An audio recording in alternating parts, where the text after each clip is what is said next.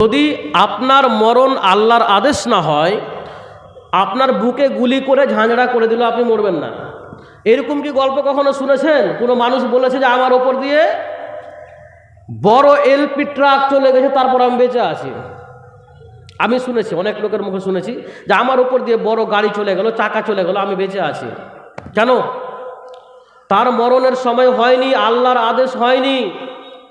তাহলে আপনি বলবেন আমি একজনকে গুলি করে মেরে দেব, তার মরণ ছিল বলে মরেছে, তাহলে আমার দোষ হবে কেন? কথা বলেন ঠিক কিনা?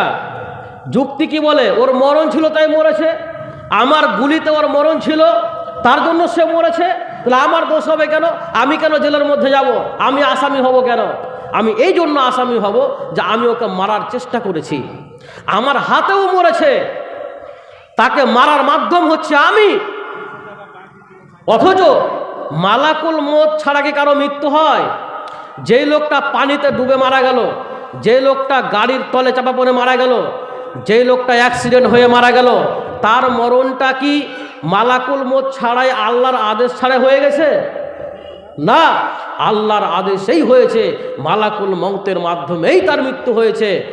আল্লাহর আদেশ ছাড়া কারো মৃত্যু হবে না।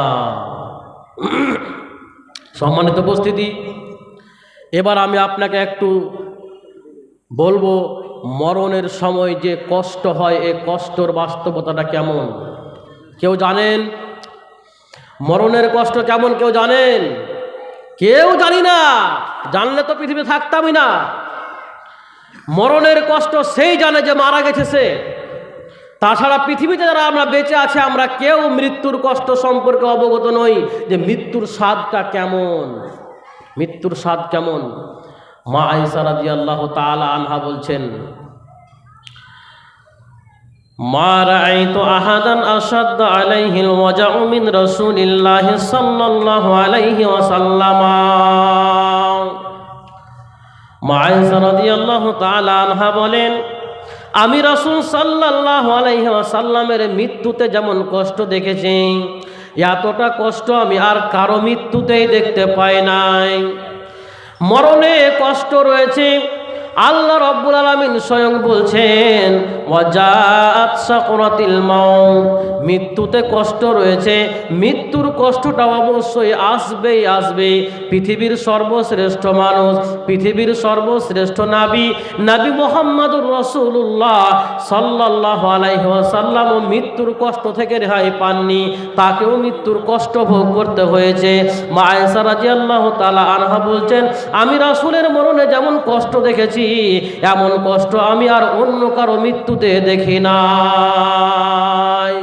যেদিন থেকে আমি রাসূলের মরণ দেখেছি, সেই দিনের পর থেকে আমি আর অন্য কারো মৃত্যু দেখলে পারে আমি কখনো তাকে খারাপ মনে করতাম না।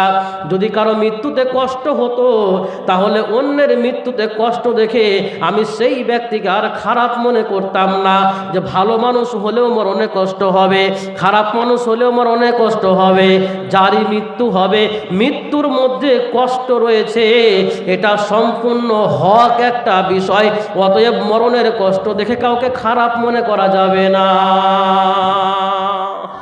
মরণের কষ্ট অবশ্যই হবে। তিনি বলছেন যে রাসূল সাল্লাল্লাহু আলাইহি ওয়াসাল্লাম যখন সুস্থ অবস্থায় ছিলেন, যখন ভালো অবস্থায় ছিলেন, তখন তিনি একটা কথা বলতেন। কি বলতেন?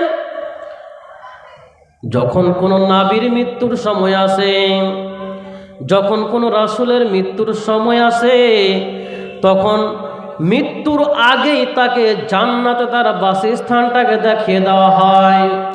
জান্নাতে বাসস্থানটাকে দেখিয়ে দেওয়ার পরে সেই নবীকে, সেই রাসূলকে এখতিয়ার দেওয়া হয়, যদি আপনি যেতে চান তো চলেন, আর যদি আপনি থাকতে চান তো পৃথিবীতে আপনি থাকতে পারেন, কিয়ামত পর্যন্ত আপনি বেঁচে থাকতে পারবেন। নবী রাসূলদেরকে মরার আগে জান্নাতে বাসস্থান দেখিয়ে দেওয়া হয়, তারপরে জিজ্ঞেস করা হয় আপনি কি যাবেন নাকি আপনি থাকবেন। যদি যেতে চাই তাহলে চলেন, আর যেতে না চাইলে আপনি পৃথিবীতে থাকেন। তো জান্নাতে বাসস্থান দেখার পরে কেউ কি আর পৃথিবীতে থাকবে? জান্নাতে বাসস্থান দেখার পরে আর কেউ পৃথিবীতে থাকতে চাইবে না। জান্নাত এতটা সুন্দর নিয়ামত দিয়ে ঘেরা। রাসূলুল্লাহ সাল্লাল্লাহু আলাইহি ওয়াসাল্লাম বলছেন, আল্লাহ তাআলা বলেন, قال الله تعالى أعددت لعبادي الصالحين ما لا عين رأت ولا أذن سمعت ولا خطر على قلب بشر।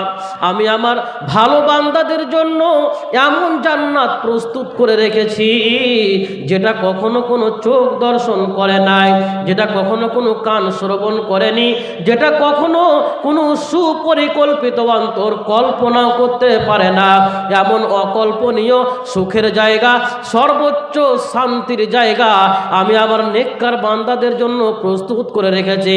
তো রাসূল সাল্লাল্লাহু আলাইহি ওয়াসাল্লাম বলেন, প্রত্যেক নবী রাসূলকে এমন সুউচ্চ সুন্দর জান্নাত দেখানো হয় মৃত্যুর পূর্বে, আর জান্নাত দেখানোর পরে তাকে এখতিয়ার দেওয়া হয় যে আপনি যেতে চান নাকি পৃথিবীতে থাকতে চান। সেই জায়গাটা দেখে নেওয়ার পরে পৃথিবীতে আর কেউ থাকতে চায় না। রাসূলের মৃত্যুর সময় মা আয়েশা রাদিয়াল্লাহু তাআলা আনহা বলেন, রাসূলুল্লাহ আমার রানের উপরে মাথা রেখে আছেন এবং পাশে একটা পানির পাত্র রয়েছে।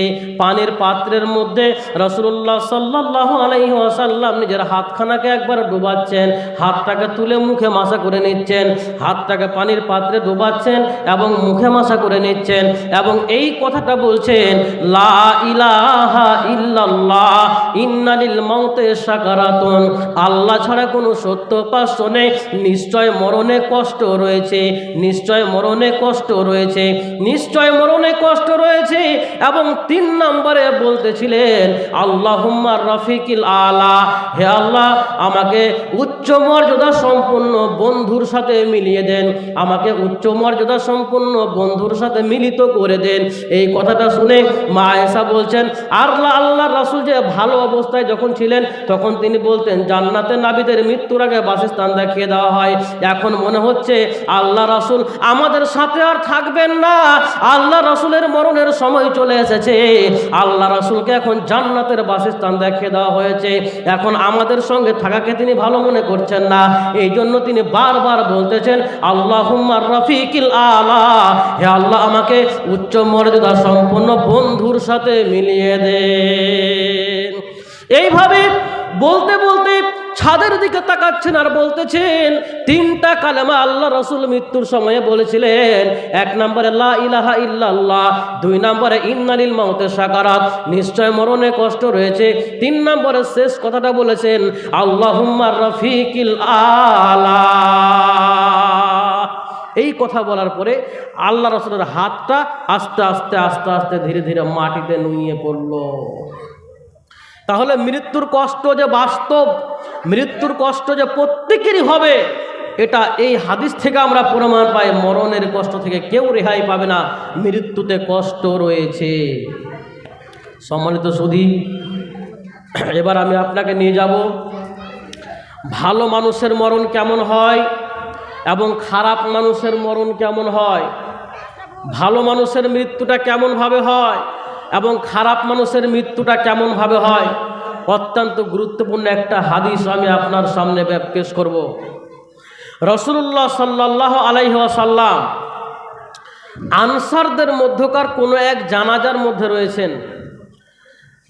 তো আনসারদের মধ্যকার কোনো এক জানাজায় রাসূল সাল্লাল্লাহু আলাইহি ওয়াসাল্লাম রয়েছেন। তো কবর খুঁড়তে একটু দেরি হচ্ছে, কবর খনন করা হয়নি, যার জন্য রাসূল সাল্লাল্লাহু আলাইহি ওয়াসাল্লাম বসে আছেন এক জায়গাতে। তো সাহাবীরাও তার চারপাশে বসে গেলেন, এমনভাবে বসেছেন যে কেউ কথা বলছেন না, সবাই চুপ হয়ে আছেন এবং কেউ নাড়াচাড়াও করছেন না, যেন মনে হচ্ছে মাথার উপরে পাখি বসে আছে, নাড়াচাড়া করলে যেন পাখিটা উড়ে চলে যাবে। তো এই মতোভাবে চুপচাপ সাহাবীরা বসে আছেন এবং রাসূল সাল্লাল্লাহু আলাইহি ওয়াসাল্লাম একটা হাতে কাঠের একটা খড়ি দিয়ে মাটিতে দাগ কাটতে আছেন, চিন্তিত মানুষের মতো মাটিতে দাগ কাটছেন আল্লাহ রাসূল। আর দাগ কাটতে কাটতে, হ্যাঁ জি চলে যাবো ইনশাল্লাহ, একদম ঢুকে যাবো এখানে এবার। হ্যাঁ মনে আছে আমার, কটা বাজে? আচ্ছা 9:45, জি একটু এই হাদিসটার মাধ্যমে চলে যাবো। হ্যাঁ জি, তো রাসূল সাল্লাল্লাহু আলাইহি ওয়াসাল্লাম এবার নিচে থেকে মাথাটাকে উপর দিকে উঠালেন, উঠিয়ে বলছেন, তোমরা কবরের আযাব থেকে পানাহ চাও, তোমরা কবরের শাস্তি থেকে রক্ষা চাও। এই কথা বলার পরে আল্লাহ রাসূল সাল্লাল্লাহু আলাইহি ওয়াসাল্লাম এই হাদিসটা বলতে শুরু করলেন, যখন কোনো মুমিনের মৃত্যুর সময় আসে, যখন কোনো ভালো মানুষের মরণের সময় আসে, মরণের সময়ে আল্লাহর পক্ষ থেকে একদল উজ্জ্বল চেহারার ফেরেশতা এসে উপস্থিত হয়, যাদের কাছে জান্নাতের পোশাক থাকে, জান্নাতের কাফন নিয়ে, জান্নাতের সুগন্ধি নিয়ে, জান্নাতের সুগন্ধি নিয়ে, ভালো সুসংবাদ নিয়ে সেই মুমিন ব্যক্তির কাছে এসে উপস্থিত হয়ে যান। তারা সেই ব্যক্তির কাছে এসে তারা দৃষ্টির বাইরে বসে যান। তারপরে সবশেষে মালাকুল মউত এসে উপস্থিত হন এবং সেই ব্যক্তির শিওরে এসে বসেন, মাথার কাছে এসে বসেন। মাথার কাছে এসে তিনি বলেন, যদি মুমিনের আত্মা হয়, ইয়া আইয়াতুহান নাফসুল মুতমাইন্না ইরজিই ইলা রাব্বিকি রাযিয়াতাম মারদিয়া, হে প্রশান্ত আত্মা, তুমি সন্তুষ্টি চিত্তে সন্তোষ ভাজন হয়ে তুমি তোমার রবের দিকে ফিরে এসো। তোমার রব তোমার উপরে সন্তুষ্ট, তুমিও তোমার রবের উপরে সন্তুষ্ট হয়ে ফিরে এসো। এটা আল্লাহর ডাক, তুমি বেরিয়ে আসো।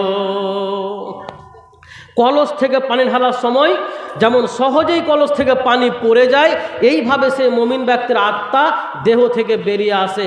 এবার আত্মাকে নিয়ে মালাকুল মউত এক মুহূর্ত তার নিজের কাছে রাখেন না, সঙ্গে সঙ্গে সে আত্মাকে ওই ফারিস্তারাকে দিয়ে দেন যারা আগে এসেছিল জান্নাতের পোশাক নিয়ে। ওরা সে আত্মাকে নিয়ে জান্নাতের কাফনে জড়িয়ে সুগন্ধিময় করে সেই আত্মাকে উপর দিকে নিয়ে চলতে থাকেন আর মারহাবা দিতে থাকেন। জিজ্ঞেস করা করে, হয় এটা কার আত্মা গো? পৃথিবীতে যেই নামগুলো সেই ব্যক্তির বলা হতো তার মধ্যে সবচেয়ে একটা শ্রেষ্ঠ নাম বলে বলতো উমুকের বেটা, উমুকের আত্মা। বাপের নাম সহ বলা হবে, হাদিসে এসছে যে উমুকের ছেলে, উমুকের আত্মা এটা। এইভাবে নিয়ে চলতে থাকে, সুগন্ধ ছড়িয়ে পড়ে। যখন প্রথম আকাশে যায়, দরজা খুলতে বলে দরজা খুলে দেওয়া হয়। দরজা খোলার পরে আবার সেখানে ফারিস্তারা যোগ দিয়ে দেয়, যেমন একটা মিছিল চলতে থাকে। মিছিল যাচ্ছে, বাড়ির সামনে থেকে একজন আবার জয়েন হয়ে গেল, আর একটা বাড়ির সামনে গিয়ে আর